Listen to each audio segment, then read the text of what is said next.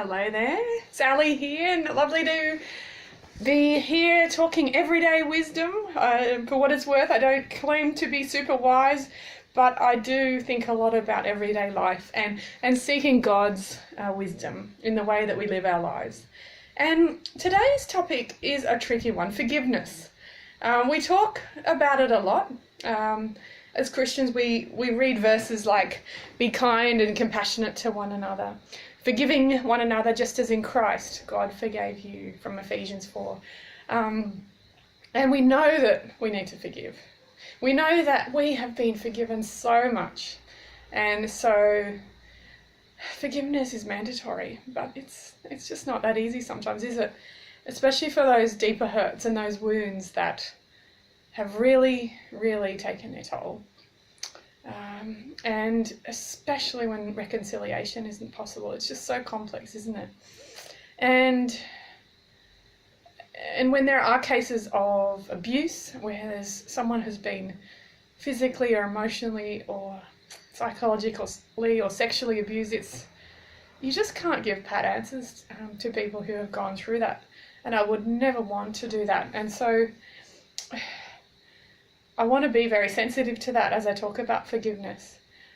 But I think one of the hardest things that I've had to acknowledge in this area is recognizing brokenness. It's recognizing the brokenness within myself and recognizing the brokenness in others.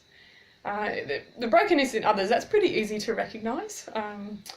I love to analyze other people's behavior and pull it apart and find faults and kind of work it all out. But when it comes to my own behaviour, it's not so easy. It's not so easy to recognise my own messed upness. There, I've created a new word.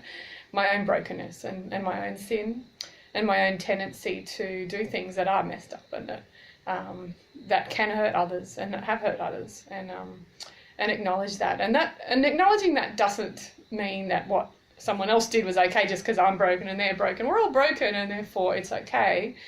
But I think it's just important to acknowledge that we do live in a pretty messed up world, and all of us are capable of hurting and making mistakes and not thinking through our actions before we do them. So that's been helpful for me, although challenging, in thinking through the topic of forgiveness. But because I think with forgiveness it is important to remember how much we've been forgiven, how much God has forgiven in us in our mess and our brokenness, and how much,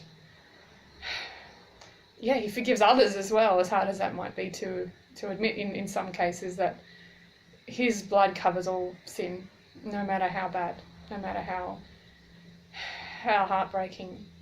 And His grace extends to all of us who believe in Him and accept His forgiveness. And it's really important to just remember how much we've been forgiven from or for, and to acknowledge the grace that He's poured out on us.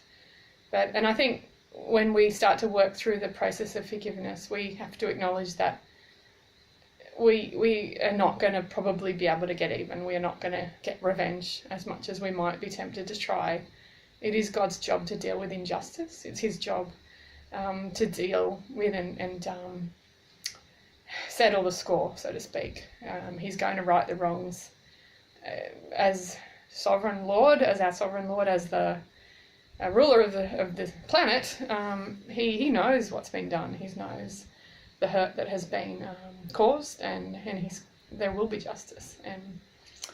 And one day everyone has to be called to account for what they've done. And I think for me, you can tell when you've forgiven someone when you can start to pray for that person. It's a matter of being able to look at the hurt, acknowledge the hurt, but also be able to pray for them and wish them well. To just set aside that anger and that bitterness and be able to say, you know what, yeah, you hurt me. It did hurt, whether or not you realise it or can see exactly why or how. but I'm going to pray for you. I'm going to wish the best for you, even though you haven't done the best to me. And I'm going to choose to actively forgive you and repeat this process over and over again if necessary, just because it is a choice. It's not a feeling necessarily. It's not the result of a formula or a prayer that you pray and everything's magically better. It's about continually choosing to forgive even when it's hard, and even when it's rocked your whole life. Not 70 times, Jesus said, but 77 times is how many times that we are required to forgive.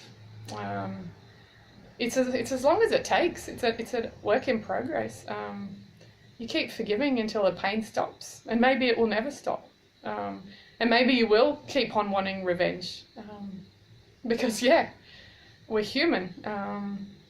But God continually calls us to show grace, and in that showing of grace, in that just putting aside of our own natural desires, we do so often see transformation. We see change, and we see God really work and help us to be the people that He intended us to be all along. People who show grace, who show mercy, even if that that love and grace isn't shown to us, but we show grace and show mercy because He loved us, because He first loved us. Thanks, guys, for listening today. All the best. Bye.